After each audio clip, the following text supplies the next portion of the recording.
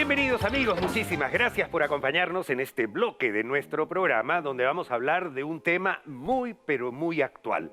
¿Qué han hecho las personas que tienen problemas de enfermedades crónicas como por ejemplo obesidad y diabetes con respecto a esta pandemia? Hay mucha gente que ha tenido que quedarse en su casa, que tiene que quedarse en su casa, y uno de los satisfactores más grandes ante esta ansiedad que produce el COVID es comer.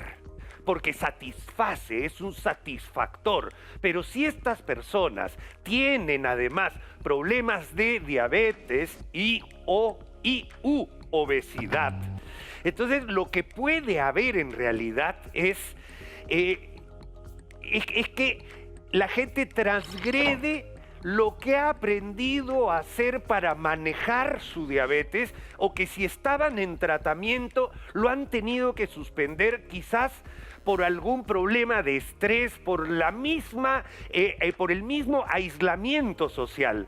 Entonces esto ha generado que se abandonen tratamientos para la diabetes o que el paciente deje su rutina de alimentación, que es lo que lo estaba manteniendo bien de salud.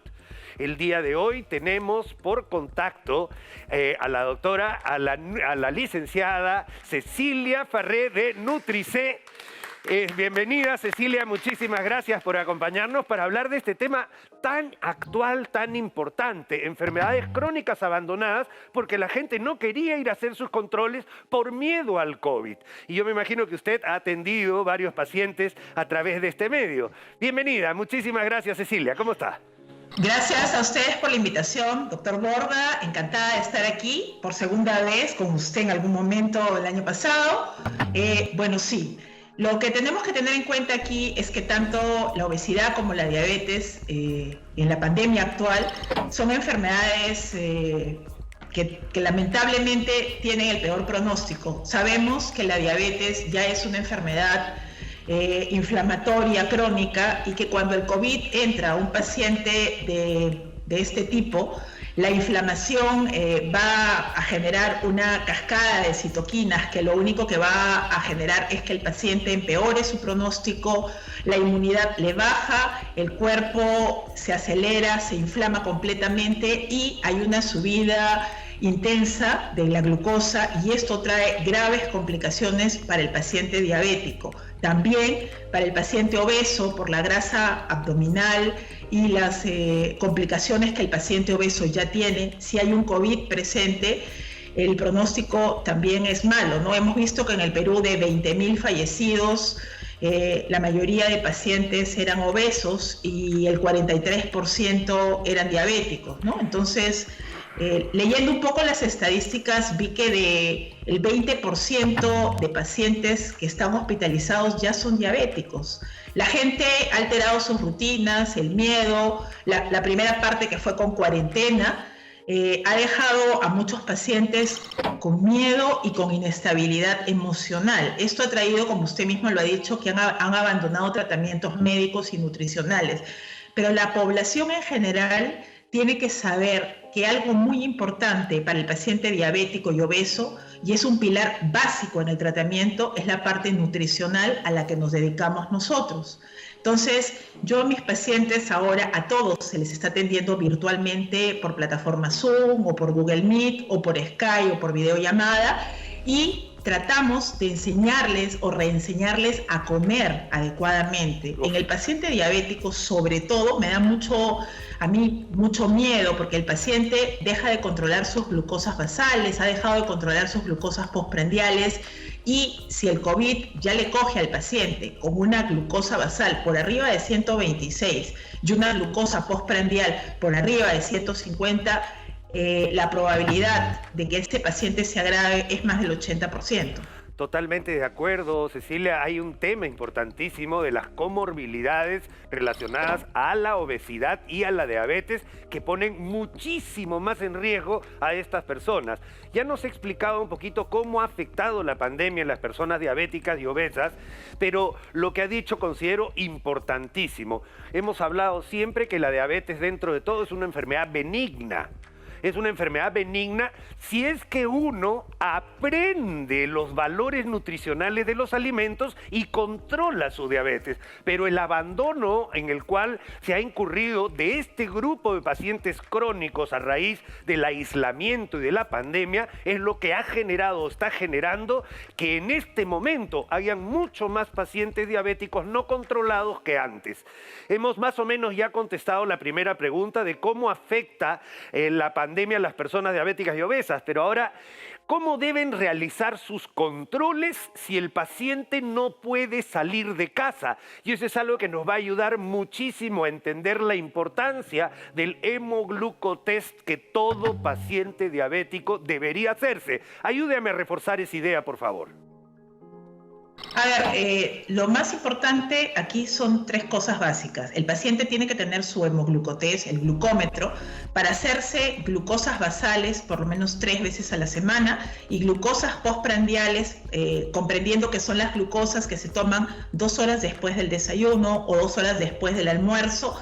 Y además, ahora hay varios laboratorios a domicilio que se tienen que hacer su hemoglobina glicosilada por lo menos cada 6 meses. Ese es el primer pilar. Ahora, si el paciente tiene comorbilidades, como por ejemplo la hipertensión, tiene que tener un glucómetro en casa. Y el pilar más importante para mí en un paciente diabético, aparte de la medicación, que debe tener su kit de sus medicamentos, que el médico le haya recetado, y la insulina, en caso sea insulino dependiente, es la alimentación. En la alimentación yo les digo a mis pacientes, básico es tener una alimentación baja en carbohidratos, sin azúcares, sin jugos, sin dulces, sin grasa trans y sin grasa saturada, y bajo de sal. Entonces, si tenemos estos pilares, más el ejercicio que se puede hacer en casa, el ejercicio ayuda a subir la inmunidad. Entonces, con estos pilares podemos afrontar el ser diabéticos en casa. Mira, has dado exactamente en el mensaje que queríamos llevar a aquel paciente diabético que en este momento nos está viendo y que se sabe que ha abandonado un poquito su tratamiento, tomando en cuenta que la mejor terapia para combatir la diabetes es entender la enfermedad. Y al entender la enfermedad, el paciente aprende a comer. Y eso es fundamental para el buen manejo de la diabetes, porque uno en realidad finalmente no se muere de la diabetes, se muere de las complicaciones producidas por la diabetes. Entonces, ¿cómo podemos hacer nosotros para ayudar a un familiar? Esta es la parte importante, porque esto es en casa y la gente sigue con miedo de salir y no va a poder ir a su centro donde se hacían los controles, y sí hay que recomendar el uso del examen del glucómetro, porque es la mejor manera de que un paciente se conozca a sí mismo. ¿Qué le parece? Me parece que también el familiar es un pilar básico en la ayuda al tratamiento del paciente diabético, sobre todo si son mayores de la tercera edad. Tienen que llevar un diario de su glucosa en ayunas y de su glucosa 2 horas después del desayuno y del almuerzo, por lo menos 3 veces a la semana, como dije. De acuerdo. El familiar tiene que saber haber hablado ya con su médico y su nutricionista de cabecera, porque ahora para eso están las teleconsultas de nosotros, profesionales de salud, para poder saber los síntomas, los signos. De repente el paciente empieza a sudar frío, empieza a ver borroso y puede haber una hipoglucemia, que es lo más peligroso en ese tipo de pacientes. Entonces, en ese momento hay que medir la glucosa y hay que tener alimentos para poder subir la glucosa, y si no suben, el familiar tiene que saber que lo tiene que llevar a emergencia, ¿no? Porque tiene una hipoglucemia grave. Cecilia, otra cosa también es, yo digo, el familiar, que acompañe el familiar a su familiar diabético comiendo lo mismo, si en realidad uno come más o menos igual, y uno no deja de comer rico por ser diabético, porque es cuestión de imaginación. Entonces, si la familia apoya al familiar diabético comiendo lo mismo, para no tenerlo aislado dentro de la comida y que el paciente comience a decir que bueno, yo ya abandono el tratamiento porque no me siento integrado en la mesa familiar. Lo primero que yo les digo a mis pacientes, existen 2 tipos de estrategias para que el paciente diabético esté bien controlado en cuanto a su alimentación. Vamos a usar la primera estrategia que está dada por la ADA, que es el plato saludable. El plato saludable donde se tiene que comer la mitad del plato de verduras, y estas verduras tienen que ser crudas, sin almidón, la mano de proteínas y un puño de carbohidratos saludables. Quiere decir carbohidratos, por ejemplo, arroz integral, puede ser pastas integrales, puede ser también una rodaja de camote o de papa. Además de eso, en lugar del carbohidrato tipo arroz o tipo papa, pueden ser hortalizas como zanahoria o vainitas cocidas, solamente el puño. Y además de eso, el plato saludable tiene frutas de bajo índice glicémico como la fresa, como los arándanos, como las frambuesas y la manzana y las cerezas, y también grasa buena como las nueces, pecanas, almendras, aceitunas o palta. Además, se debe usar aceite de oliva extra virgen para prevenir los daños cardiovasculares y tener una salud cardiovascular óptima. Además, tomar agua y no jugos. Eso es lo más importante. Estamos, mira, exacto a nuestro concepto del manejo nutricional del paciente diabético, y así es como debe ser, y esta enseñanza hay que darla a la gente, y yo te agradezco muchísimo. Aprovecho, Cecilia, bien importante también, una gran felicitación para Nutricé de la licenciada Cecilia Ferré por estos 16 años al servicio de la nutrición del país.